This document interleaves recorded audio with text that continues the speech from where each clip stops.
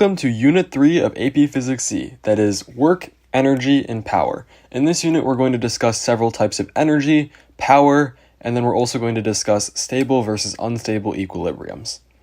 Okay, so the first type of energy that we're going to go over is called kinetic energy. Kinetic energy is often abbreviated as Ke, and it's equal to 1/2 mv squared, where m is the mass of the object and v is its velocity. Kinetic energy is known as the energy of motion, meaning that when our velocity is 0, our Ke is also going to be 0 because when we multiply this term, obviously we're just going to get a 0. The next type of energy that we're going to discuss is known as potential energy or potential gravitational energy. Potential gravitational energy is often abbreviated as UG, U sub G, and it's equal to mgh or mg delta H, depending on how you look at it. Let's explore the difference between H and delta H. Well, when we're comparing the difference in potential energy between two different points, let's say we're at one point on the skyscraper and another point on the skyscraper right here, and we have our little H-axis going this way, right? Our delta H is from here to here. But if we're looking at it from the ground, right, if we're looking at this relative to the ground, we might say that mgh is probably this whole thing, right? This is our mgh at this point. This is our different mgh at this point. Let's call this H2 and H1, right? However, our change in potential energy, our delta Ug, is essentially just whatever we would get by subtracting this guy and this guy. Gravitational potential energy is the energy of position, right? Because it depends on how far we are above some relative surface here. Now, if I changed it and I said I wanted to calculate our UG relative to some, underground surface down here, then our H1 would be like this, and our H2 would be like this. The last type of energy that we're going to discuss in this unit is known as spring potential energy. So this is kind of like gravitational energy in that we start with a U and it is another form of energy of position, but it's got a subscript of S instead of G. US is equal to 1/2 kx squared. And you'll notice it's kind of a similar format to that 1/2 mv squared. And why is that? Well, it's because when we integrate the spring force equation, we're actually going to get this x squared term, we get the half term. When we do the integral sum x dx, what we're going to get out of that is a 1/2 x squared. So spring potential energy is pretty easy to calculate. This x here is simply the distance between where we start the spring and then where we stretch it out. So let's say I draw a little diagram here. We have our little spring in a box, and I stretch out, we'll call this equilibrium position 0. We stretch it out to x. So the box is now kind of like right around here. Well, our spring potential energy is K, the spring constant, right?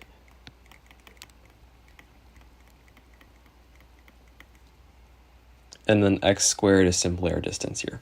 So again, it's another energy of position, meaning that the position of your object is what determines how much spring potential energy you have. A few other notes that we need to make here. The first one is that work, which is essentially the change in energy, is equal to the integral from a to b of f dot dx. And what does this dot mean? It means it's a dot product. And we just need to remember here that this dot product means that we may need to add a cos theta if we have a force that is not parallel to the direction of our x-axis here, right? Another thing that you'll notice, and this is called the work energy theorem, is that work is equal to the change in kinetic energy, right? Now, it's also true that this is equal to the negative change in potential energy.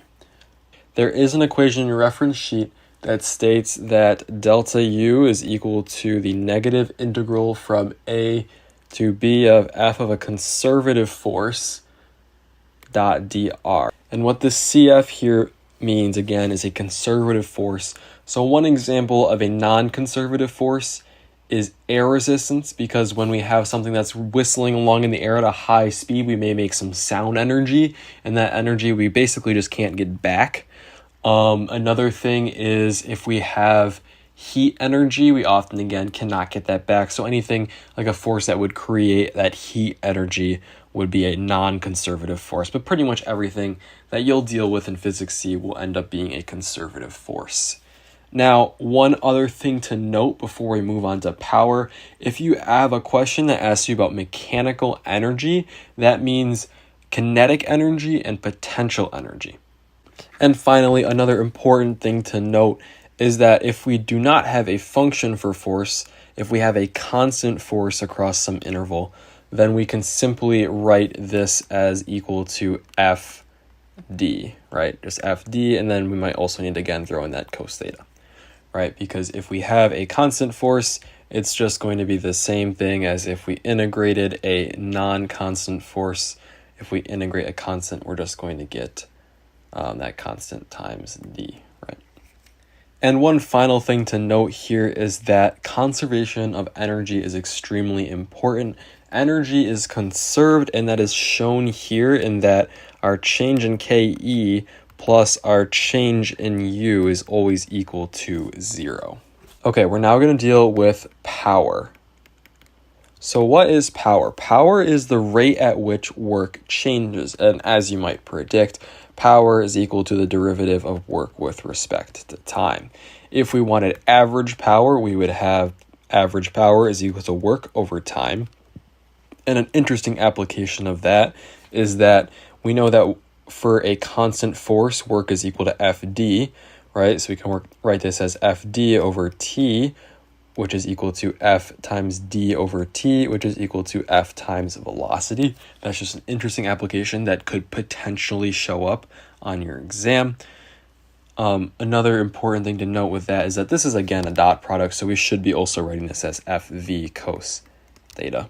Now, another thing to note here is that if we have power is equal to the derivative of work with respect to time, that means that work is equal to the integral of power with respect to time as well.